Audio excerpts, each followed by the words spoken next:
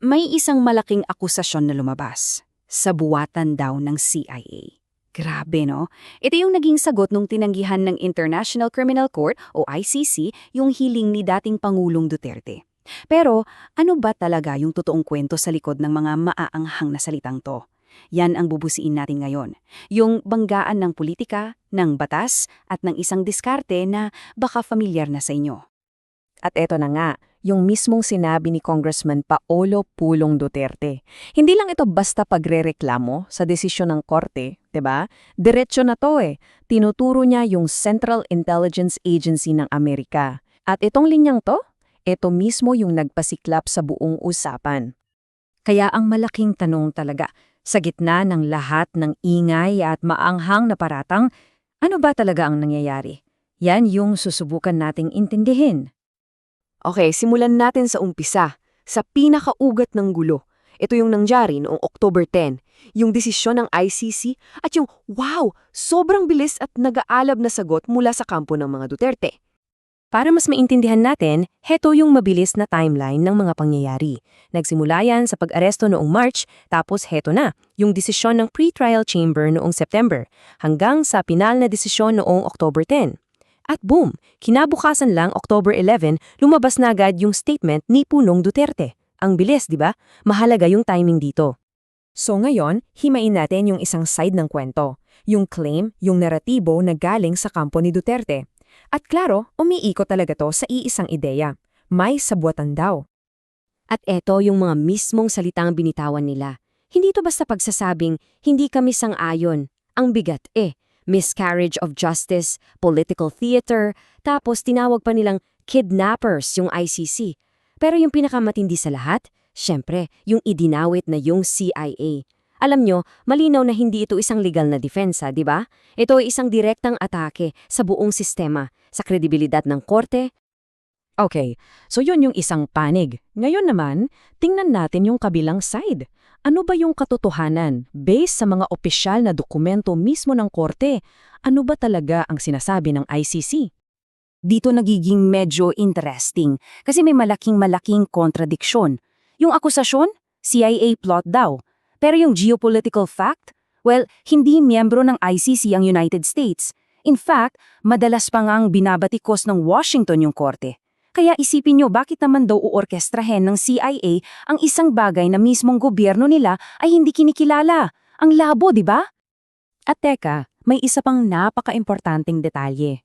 Yung mga judge na nagdesisyon sa kaso, taga Ghana, Romania at Argentina sila. Hindi sila, alam nyo na, mga graduate ng Langley yung headquarters ng CIA. Itong simpleng fact na to parang sinisira na niya agad yung buong teorya ng sabotan. Kasi, kailangan nating tandaan, ang ICC hindi yan kumikilos dahil lang sa gusto nila. May sumusunod silang manual, isang legal na framework. Ito yung tinatawag na Rome Statute.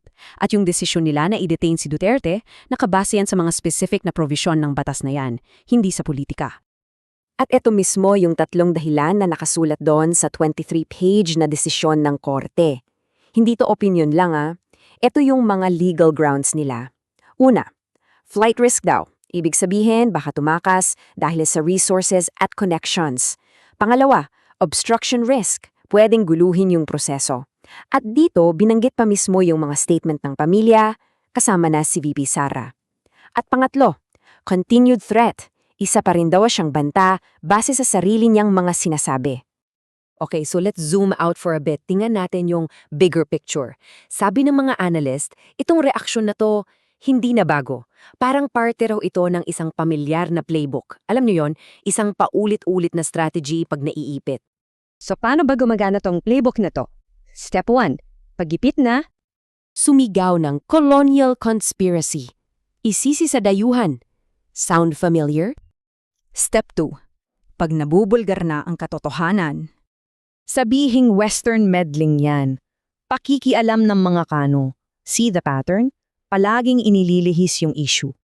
At dito na tayo sa pinakapuso ng buong issue kasi yung tunay na laban dito, sabi nila, hindi naman talaga tungkol sa CIA. Tungkol daw ito sa isang bagay na mas mahalaga para sa kanila, yung control sa kwento, sa narrative. Balikan natin yung sinabi ni Pulong. May isang salita doon na kapansin-pansin, martyr. Sabi ng mga analis, ito na raw yung huling baraha. Pag hindi na effective yung pag-atake, ang next move, gawing biktima o bayani yung akusado. Kaya, heto yung pinaka-crucial na point, diba? For the longest time, ang mga Duterte yung nagko-control ng kwento sa social media, sa mga maanghang na salita. Pero ngayon, nasa loob sila ng isang international court. At doon, iba ang laro. Ang basehan ay ebidensya, hindi ingay. At sa larong yon, mukhang nawawalan na sila ng kontrol. At para lang maalala natin kung ano ba talaga ang pinag-uusapan dito, tingnan natin yung mga numero. Sa isang banda, yung official records ng gobyerno, nasa 6,000 plus. Sa kabila naman, yung estimate ng human rights groups umaabot daw ng 30,000. Itong malaking agwat na to, ito yung sentro ng investigasyon ng ICC. Malayo sa kwento ng CIA, malayo sa usapang pagiging martir. Kaya sa dulo ng lahat ng to, ang pinakamalakas na analysis na lumalabas ay ito. Ang tunay na kalaban dito, hindi ang CIA. Ang tunay na kalaban ay yung katotohanan, yung reality, yung mga datos, yung mga testimonya at yung proseso ng batas na hindi basta-basta kayang tabunan ng kahit anong ingay sa politika. At dito natin tatapusin na may isang tanong na iiwan sa inyo para pag-isipan. Kapag nagbanggaan na ang dalawang mundo, yung mundo ng politika na puro ingay at kwento at yung mundo ng batas na puro ebidensya at proseso, ano kaya ang mangyayari? Yan ang dapat nating abangan.